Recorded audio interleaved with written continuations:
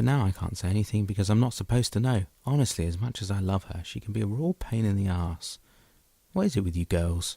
Drake said to Lorelei in a disapproving tone. Oh, come on. Lorelei winked cheekily at him. You've got your interests too. It's not easy being a girl. It's more political than you realise. Uh-huh, Drake replied.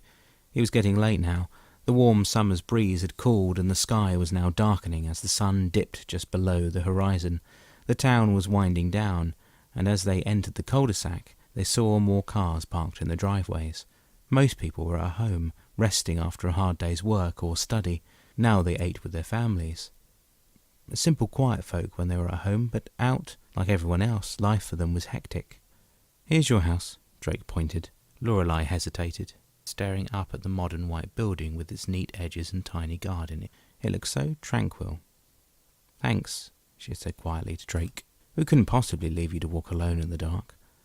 I'm not afraid of the dark, she said, smiling lightly. She glimpsed the brothers behind him. They waited now at the end of the drive.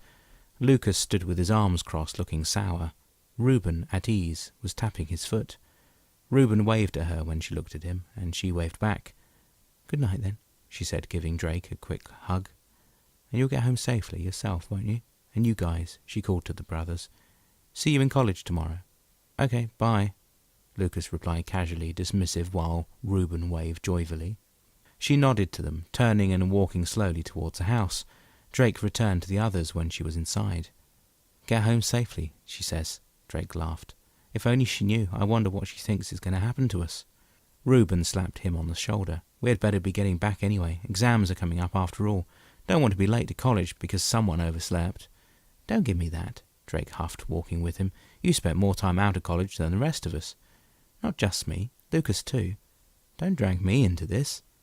That wasn't much of a defence, Drake said, looking sceptically at Lucas. Don't pretend that you're not as bad as each other. But Lucas wasn't listening. His thoughts were far away. She's starting to get nosy. It's only a matter of time before she finds out. Reuben smirked at Drake. You know you shouldn't be so lovey with her. Your girlfriend may start getting jealous. I'm not lovey, Drake protested. I'm just being friendly. That's how it starts out, Reuben teased. For you, friendly and flirting are the same thing. Drake punched him hard in the shoulder, and the two began to wrestle. Lucas ignored them as he continued his casual pace, watching Drake and his brother messing around as they teased each other. It was lunchtime the next day in college, and Jacob had met up with his friends. Hey, you all right? His friend Josh had asked him. Yeah, I'm fine, Jacob answered. Sure, you look a little pale, his friend persisted. Jacob gave him a cold, hard stare. Whatever, Josh shrugged. Not my problem. Why do you have to always poke your nose into other people's business? Alex said from across the table, jabbing an accusing finger in Josh's direction. Don't you know when to leave it alone? Hey, Josh argued. I said it's not my problem.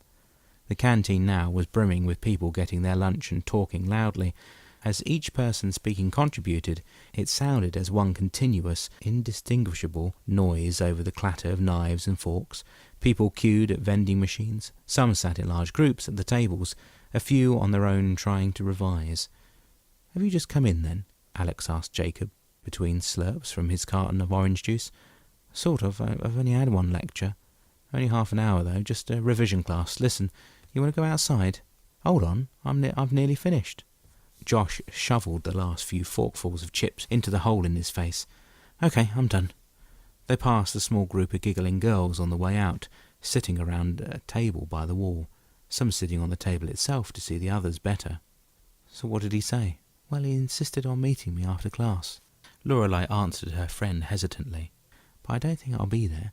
But why not? Christina demanded. He's totally hot. But he's still with someone, Lorelei replied flatly. And if you play your cards right, he might pick you instead of her. Hell, if you don't want him, you can have him, Lorelei said over the laughter of her other friends beside her who carried on in their own discussion. He's not my type. I don't know what your problem is, Christina replied sulkily. Everyone has a type, but not you. You don't like anyone. Hey, it's not like that, Lorelei argued. I like some people. Really? Who do you like now? And they have to be in this college. They can't be famous. Well, I can't really say. Lorelei blushed. Oh, really? Christina leaned towards her. Name me a single guy you stuck with for more than 2 months. Ray? Ray? Yeah. How long ago was that? Christina asked. Christina grabbed her round the shoulders with an arm and shook her. Oh, she teased. You're terrible. You'll never change, you know that. Outside the college, in a home not too far away, was a girl sitting inside, alone on her bed, with her shoes on. She was 17 in age and dressed all in black. Her black hair was cut into a bob and she wore a short-sleeved black top and a long black skirt. Though pretty, she had rather plain features, with large hazel eyes and a little button nose. The bed in her room was against the wall, next to the open window, and on the floor were several large boxes left open and half unpacked.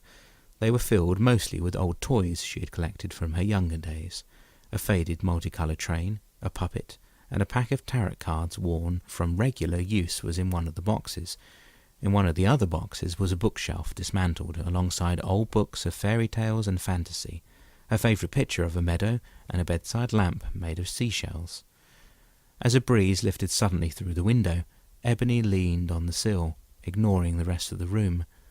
Such a big town, she whispered. I'm not used to this kind of space. She saw a small group outside her house crossing the road. They were talking and laughing with one another. Ebony felt a twinge of jealousy and sadness. She sighed and leant back, falling against the bed and staring up at the ceiling, unmoving for some time. Then when she became uncomfortable, she rolled on her side, staring at the open box that contained her soft toys. Something stood out to her then, one of her favourite toys. It resembled a cat-like creature with little wings and a long tail. It was something she won in a fair sometime in her past, with someone she used to know. The toy carried many happy memories with it. That's why it was one of her favourites. Ebony rose from the bed and took it. Holding it in her hand, she stared at it intently. I wonder what it's like to have some company again, she said. Then just like that, as if it was the most normal thing in the world, the toy came to life. First its ears twitched, then its whiskers, and then it sprang into animation, leaping out of her hands and into the air. Where am I? The toy said as it landed on the bed. This is my bedroom, Ebony replied with a smile. Who are you? I'm your creator. My creator? Yes. Mother? The toy asked, cocking its head in the most curious way. Ebony smiled again. Yes, I suppose I could be called your mother. The toy turned its head and flew to the window, levitating in the air. It's nice outside, it said. Anything is nicer than in here, Ebony huffed, turning away. You don't like it in here? The toy asked, returning to her side. Ebony sighed, forlorn, and hugged her pillow. I'm supposed to like it in here. Any normal person would. You mean you're different? I'm not an ordinary person, Ebony continued. Are you a guardian? The toy asked her curiously. Ebony gave the toy a glance. Of course it knows what a guardian is. It's absorbed some of my thoughts and intelligence. No, Ebony explained. I'm something else. She leaned towards the window again, watching the clouds go by. I don't want to be alone. Would you stay with me and keep me company? But the toy stared at her back, expression never changing. I will. Downstairs were Ebony's parents by adoption. Ebony had never been told about her real parents, and in the end she had stopped asking. They were both still unpacking boxes, squabbling amongst themselves about what should go where and which box out of the many stacked up they should unpack next. Ebony stood halfway down the stairs watching them. After several minutes of not being noticed, she spoke. When's dinner ready? Dunno, her adopted mother replied without looking up. Why don't you go outside and play? Get used to this place. I'm sure it's lovely. She ignored her further as she carried a stack of books across the room and placed them where she wanted. But I'm frightened, Ebony told her. I'm scared people want to hurt me. Don't be stupid, her adoptive father retorted, laughing at the absurdity of it. Why would you say a thing like that? Because, Ebony shouted in frustration. Neither of them rose to it, which infuriated her even more. No matter what she said to them, or how much she screamed, neither seemed to even notice. I'm going back to my room, she said, not caring for a reply. Could you take that box with you when you go? Her adopted mother asked. But Ebony had already slammed her bedroom door shut. They couldn't see me? The toy asked her, having followed her down and back to her room. No.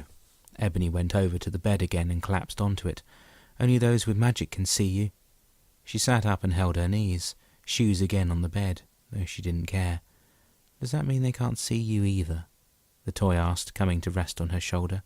It means they barely notice me. Ebony gazed out of the window again, like she had done so often already in the short time she had been here in this new home. I'm tired of running, she pleaded to the air. I just wish someone would save me from this cycle. I wish it so badly.